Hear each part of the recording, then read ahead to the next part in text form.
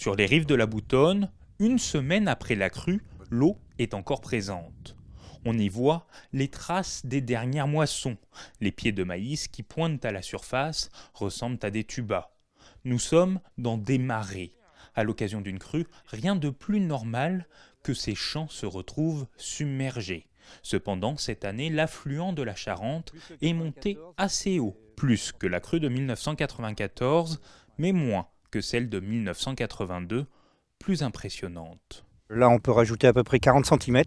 Ici, et dans le plus bas du marais, il y avait 1,85 m. C'est une crue importante, mais après les crues dans ce secteur-là, oui, c'est logique, oui.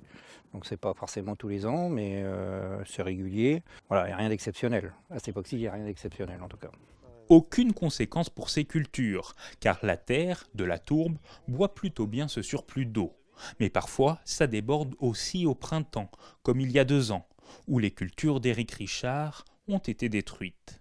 On a été vraiment embêtés au mois de mai, avec des orages de 90-100 mm, où là, on inonde alors qu'on a préparé ou voire déjà tout semé, quoi. Et là, c'est problématique. Et ça devient récurrent depuis 5-6 ans, oui, à peu près. Éric Richard n'est pas irrigant, mais voir de l'eau avec une telle abondance, ça le désole un peu. On peut se poser des questions sur les entre guillemets non-volonté de faire des réserves ou au moins de pouvoir stocker cette eau, parce que quand on voit ça l'hiver qui part à la mer, il y a des moyens de la garder et c'est quand même dommage. C'est vraiment dommage parce que c'est des millions de mètres cubes qui s'en vont à la mer. À 200 mètres de là, dans 2 mois, s'il ne pleut pas, on en aura de besoin. Cédric Trancard, président de la Chambre d'agriculture de la Charente-Maritime et président de la FNSEA Nouvelle-Aquitaine, a un point de vue bien tranché sur la question de ces retenues d'eau, ou comme on dit ici, les bassines. Le problème, c'est qu'on entend souvent dire que ces réserves de substitution prennent de l'eau dans la nappe. Et il faut savoir que la Boutonne n'a pas de nappe phréatique, elle a uniquement une nappe d'accompagnement qui se vidange naturellement à partir du 15 mai.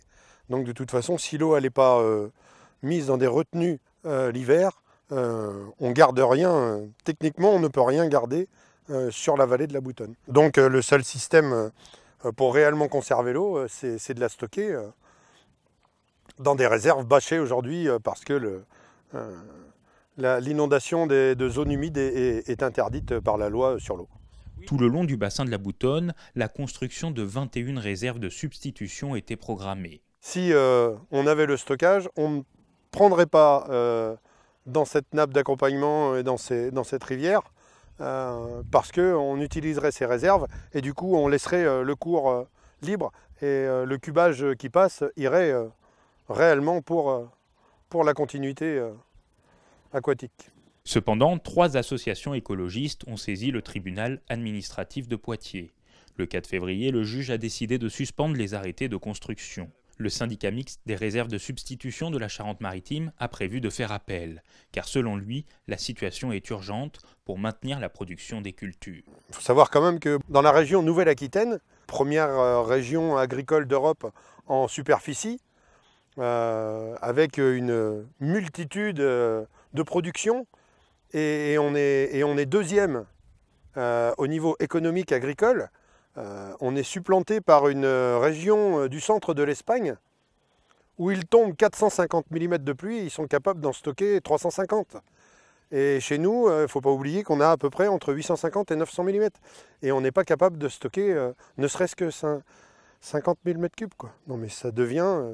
Enfin voilà. Donc à voir, est-ce qu'on demain, on mangera les produits qui viendront de ces pays-là, à croire que...